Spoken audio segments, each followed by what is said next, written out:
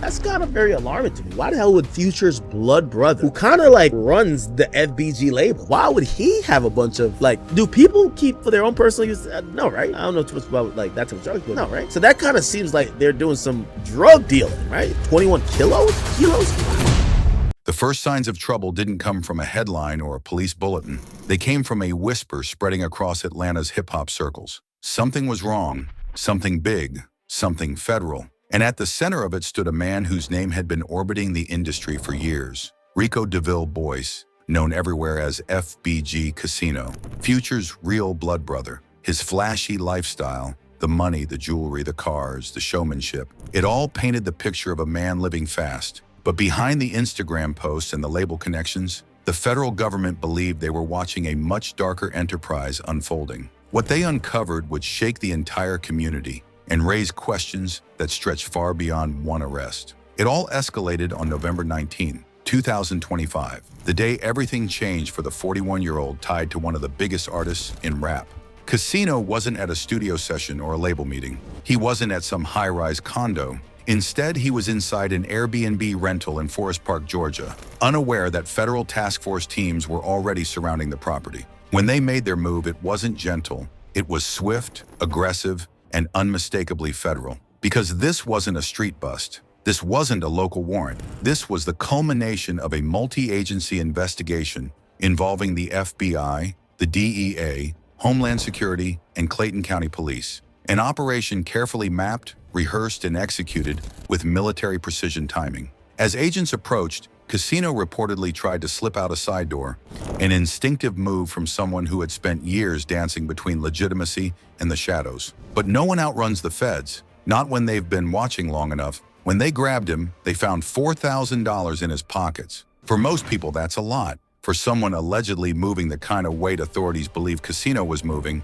that was barely lunch money. But it was only the beginning. Inside the property, agents made discoveries that transformed this arrest from concerning to catastrophic. 21 kilograms of illegal substance, a staggering $380,000 in rubber-banded cash, a Glock 19, a money counter, a food sealing machine, and in a designer bag linked directly to Casino, an additional $80,000. It wasn't presented like a stash, it was presented like a distribution hub. To the feds, this wasn't one man hustling. This was an operation, a smooth, multi-state system moving product from California to Georgia. And the second name attached to this case confirmed it. David Esteban Montillo Diaz, a 23-year-old from Coachella, California, arrested alongside Casino and now facing the exact same terrifying possibility, life in federal prison. That cross-country connection was the spark that drew the federal eyes. Once money and product begin traveling across state lines, you're no longer dealing with a street-level case.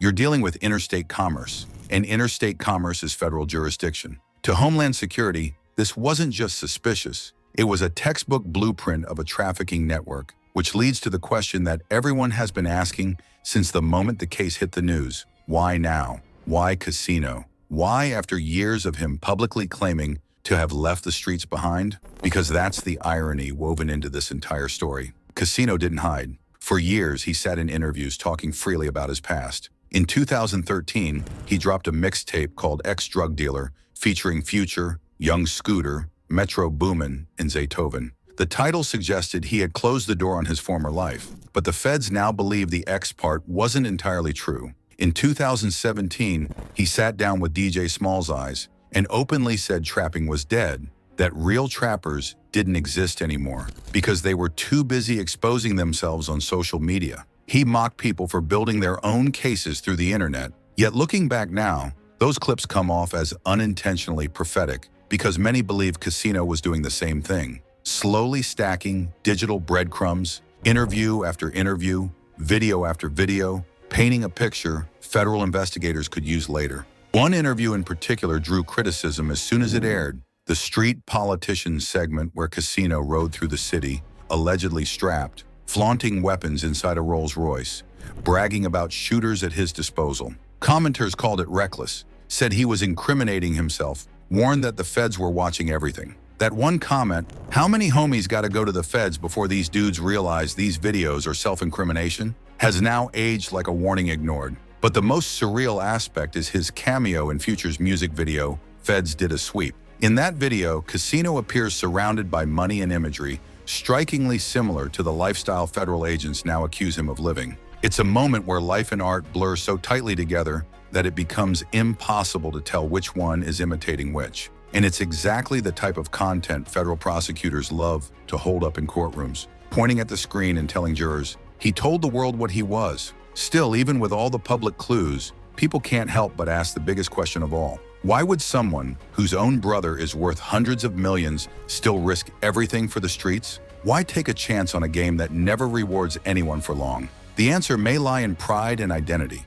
When your brother is a global superstar, the world assumes you're living off him. Some men reject that idea with everything they have. They want independence. They want respect. They want their own lane. And for Casino, that desire for independence may have turned into a refusal to let go of the world he came from. To understand the magnitude of this arrest, you have to understand this. Casino was not just Future's brother. He wasn't just family. He handled day-to-day operations within FBG, Freeband's gang. He was trusted, he was involved, he was part of the machinery that kept the label running. And that's where the dangerous overlap begins. Because when legitimate business and illegal activity start brushing shoulders, even unintentionally, the feds see opportunity. That's how RICO cases are born. And RICO is exactly what people fear might be coming next. The government doesn't build these cases overnight. They take months, often years, using surveillance, cell tower dumps, wiretaps, financial monitoring, and most importantly, informants. Someone always talks. You don't accidentally stumble on 21 kilos and almost $500,000 in cash. Someone pointed them there. Someone gave details only an insider would know. Maybe it was a smaller arrest somewhere in Georgia. Maybe someone in California got caught and needed a bargaining chip. Maybe it was Diaz. Maybe it was someone else. But the common denominator in all federal conspiracy cases is simple. Someone dropped a dime. To the feds, Casino isn't just another defendant. He's a potential gateway, a link, a leverage point. And when you consider how prosecutors dismantled YSL, when you remember the strategies used against BMF, Cash Money, GS9 and others, it becomes clear the pattern always starts at the bottom and climbs upward. If they can argue FBG was more than a label, if they can convince a jury it functioned as a criminal enterprise, they could try to connect Future. They could argue the music was a facade, that the business was a laundering mechanism. They'll look for any sign that illegal money passed through legitimate operations. And even if no direct link exists, the attempt alone puts enormous pressure on Future. Anything within the multi-million-dollar machine Future built. Yet he stayed connected to the game. A game that never rewards loyalty the way people believe it does. Now he's 41 years old, looking at a mandatory minimum of 10 years and a maximum of life. For someone his age, that's a sentence that doesn't just take time, it takes everything. And the painful truth is that the people he may have been trying to impress, protect, or support might not be there when the prison doors close behind him. This case also raises the broader question of how the federal government targets hip-hop. Time and time again, lyrics are treated as evidence. Music videos are viewed as confessions. Cultural expression is misinterpreted as criminal intent. From Bobby Shmurda to YSL, the pattern suggests a systemic belief that artists from the streets can never truly escape them, that their art is nothing more than coded admissions, that their success is intertwined with crime. Whether that's fair is irrelevant. The system continues to operate this way,